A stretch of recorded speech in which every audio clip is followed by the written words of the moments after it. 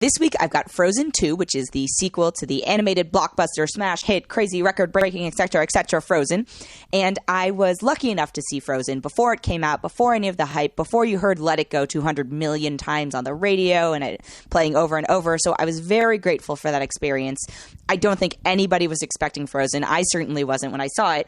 You have a certain level of expectation when you hear Disney's making a movie and it stars princesses. And for me, actually, personally, usually that is a feeling of dread. But I really enjoyed Frozen. I think if I had seen it post-hype, I would have probably enjoyed it a little bit less. But I think it's a fun, heartwarming, charming movie.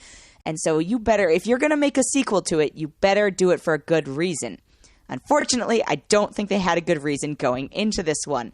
And the expectations are going to be so high. Like, you're setting yourself up for failure. The main cast is back. Kristen Bell's back as Anna. Idina Menzel is back as Elsa. Josh Gad as Olaf. Jonathan Groff as Kristoff. And then they added Sterling K. Brown, Evan Rachel Wood, and Alfred Molina. Here's the thing. The good news, bad news, and I hope this is not really a spoiler. The good news is there is not a Let It Go level song to this. There's no earworms. I'm sure they're pushing some of the music, and I love the music of the first one.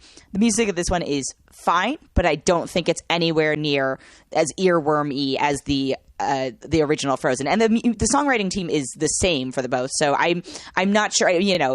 Not to say that they are not capable of writing another Let It Go level song, but they have chosen to kind of round out the music to this one, I feel like, in a more even way, which is not a bad thing. The plot gets into this weird, convoluted kind of side stuff, and I won't go into it too much because if you have kids, you're going to have to see this weekend, I'm pretty sure, right? If your kids loved Frozen, they are going to force you to see this movie, and you are going to be a hostage at it, so buckle up. The thing I love about the first Frozen movie is, one, it was weird, it was unexpected, the music was great, but two, yes, there were love story elements to it, but really it's a story about siblings and friendship and family, and that relationship between the two sisters is the core and the heart and the soul of these movies.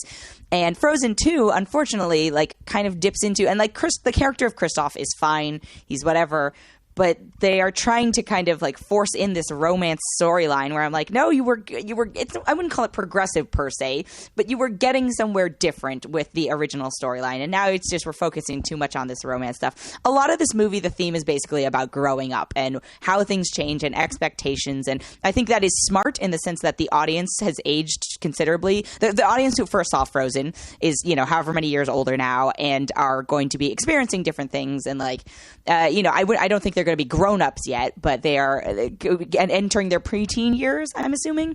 So there are some, I think if you're an adult, you will find the references to that very funny. There's a lot of that theme going into it, but just the songs are fine. The action is okay. The animation is like, there's nothing, it's beautiful. There are some beautiful set pieces, but there was nothing where I was like, whoa, I've never seen this before. And the story just gets in this weird kind of mythical, like, we have to save a forest, or there's a curse, or all this, I do know what the plot is, but I'm not going to go into it too much. But I'm disappointed, and I think the odds of it being able to outdo its predecessor and originator were so low, and maybe credit for trying. I can understand why Disney is hesitant to make theatrical sequels to their mega smash hit ones, especially the musical ones, because of the expectations on it, and this is probably, unfortunately, going to be evidence in the category of, like, why you shouldn't do this. There were several moments also during this movie where I was like, oh, okay, cool. This entire sequence, this is just a World of Color show. This is so they can have a fall Frozen 2 or like winter Frozen 2 World of Color show. Oh, there are these like unnecessary outfit changes. This is just so they can sell kids outfits and like multiple princess outfits and multiple whatever. I think my favorite moments in this movie, there were some weird meta moments or like weird bizarre, there's one song that's just so 80s rock, and I was like, I wish this movie had embraced the absurd more, because I think if it had done that and not been trying to be too many things at once and too much like the original, it would have found more success. At the end of the day, it does not matter what I say, because this movie's going to make $1 billion. That's what it comes down to. It's going to make $1 billion. It's going to sell more merch. It's going to whatever. I will say, I was worried that I'd also get sick of the character of Olaf, because I think it is one of the funniest, weirdest characters in animated history.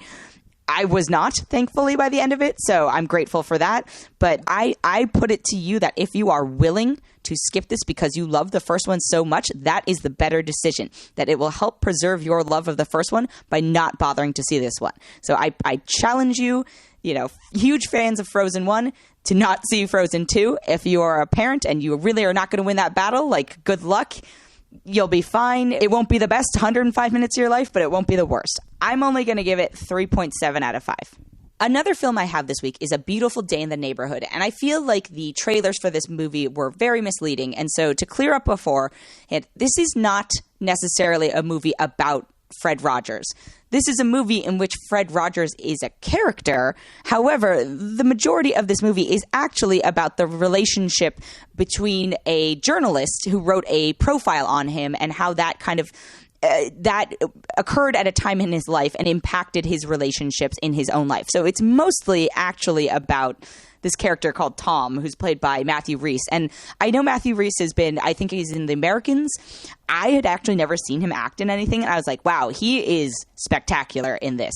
And then, of course, you've got Tom Hanks as Fred Rogers. So I've said this before, and I will say this again.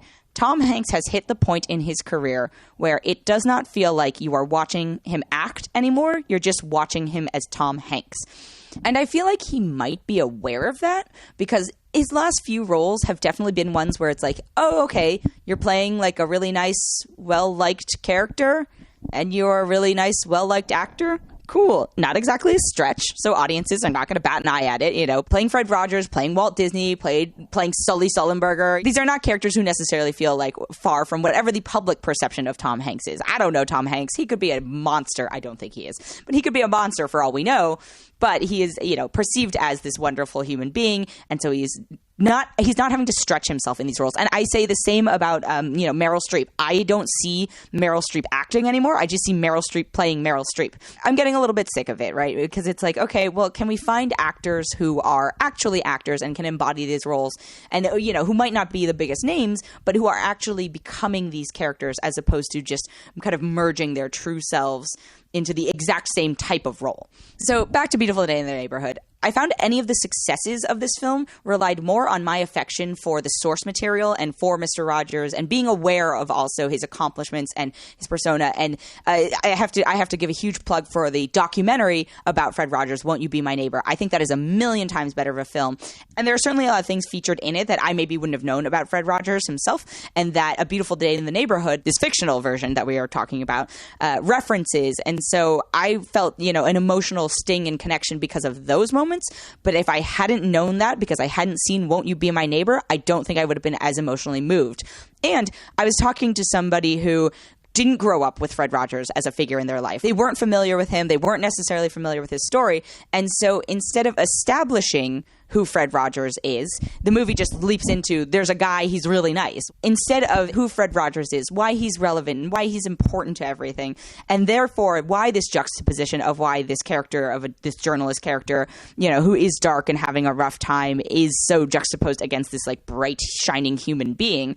Instead of taking the time to explain that, and it could have taken like 5 minutes to explain during this movie, the film just relies on you knowing who Fred Rogers is, and that's not okay. That's not cool. And there are a bunch of other moments during this film that mirror using that as a crutch. I think it prevents itself from being a great film because of that. Now, I think if you took this movie and you split it out into two, right, there's a whole separate story here that actually would have been a great and strong movie on its own, because the journalist character is a new father, and so he's dealing with all of that, and then he does not have a good relationship with his own father, who's played by Chris Cooper, who is great in this. So Matthew Rhys and Chris Cooper, like, their scenes are strong and powerful. And then, there's the Fred Rogers part as kind of a side story. Because this movie and the story is framed in a way that relies so much on the Fred Rogers part of it, I think it maybe is at best a good movie, and it could have been a great movie. That all being said, I absolutely sobbed during parts of it. But again, I was crying because of parts of it that I was familiar with because of Won't You Be My Neighbor, and not because the filmmakers of this film had earned that on their own. So they were standing on the backs of giants is basically what it came down to. So if you haven't seen Won't You Be My Neighbor and you didn't grow up with Fred Rogers, I think this movie's actually not going to be as good as it is being hyped up to be. If you are either of those things, right? If you had grown up with Fred Rogers, I think you will find more enjoyment and emotional impact out of this. Or if you saw Won't You Be My Neighbor, you'll have more context and understanding for why certain moments in this film are meant to be more impactful. So my ultimate suggestion is go find a copy of Won't You Be My Neighbor. Watch that first. Let the hype around A Beautiful Day in the Neighborhood die down a little bit and then watch it. Because I think if you go into it just being like, yeah, this is a Mr. Rogers movie. No, it's not a Mr. Rogers movie. It's a movie that happens to have Mr. Rogers in it. So like I said, be aware if you fall into the category of don't know who Fred Rogers is, or don't care who Fred Rogers is, or don't have any emotional attachment to who Fred Rogers is. Because then go see this film because you're interested in the story of the journalist and his interpersonal relationships with his father and his family, etc. But again, this is not a movie about Mr. Rogers himself. He is just a character. I'm going to give it 3.8 out of 5. I'm mostly recommending Won't You Be My Neighbor, the documentary. The last film I have this week is called The Report, which might be extra frustrating and tough to watch right about now because it's based on the true story of Daniel Jones, who was the lead investigator when the Senate did a study on the CIA's enhanced interrogation program, or basically torture, and how long it took him to get this report published or not published. It's just insane how much they wanted to bury this information. And it's one of those things where you're like, oh, I wish I had paid more attention, or I feel like I should have been more aware of what was going on. But then you watch this movie and, I'm sure if you read Daniel Jones's actual information, he realized, well, they did a damn good job trying to hide this because it's awful, like the enhanced interrogation, whatever. It's torture. It's absolutely torture. And so watching this while there's an impeachment going on, and being like, oh my God, it took this many years for something this blatantly awful to be dealt with, and the lengths that had to be gone to in order for this information to get out is just mind-boggling. And so it's I feel delicate politically right now, and I'm like, oh my God, please let us not have another, let us not need a report for the impeachment. Let's hope that this is not where that's going. So Adam Driver stars as Daniel Jones, the investigator. Annette Bening plays Dianne Feinstein, which was interesting. This film was not mean to her, the character, Senator Feinstein. But it's not, it doesn't pull punches either. And I think, Hollywood gets accused of being too generous with liberal characters. It's just weird to have a character who I'm super familiar with as a political figure, where I am be portrayed as a fictional character, or usually a president or somebody who has passed gets played in a movie about something that's relevant. But then you're like, oh, well, she's had a long political career actually. And, it makes sense that she was also such a huge part of this. And then the cast is rounded out with Jon Hamm, Ted Levine, Maura Tierney, Michael C. Hall, Jennifer Morrison. I'm realizing Matthew Rhys is in this, and I just said I don't remember seeing Matthew Rhys in anything, and now I cannot remember who Matthew Rhys played in The Report because I saw it a while ago, so whoops. Tim Blake Nelson, Benjamin McKenzie. It's a tough film to watch. It was tough. They don't pull punches with the torture. It's frustrating. It's also, I will say, it dragged on a little bit. It's a 2-hour movie, but it felt even longer. It certainly takes place over a long span of time, but it's tough. It's a tough one to recommend right now because I'm like, if you're feeling, antsy and scared that nothing will happen like I am, I don't know if this film is going to help you with that. I mean, it sort of will, but it also won't.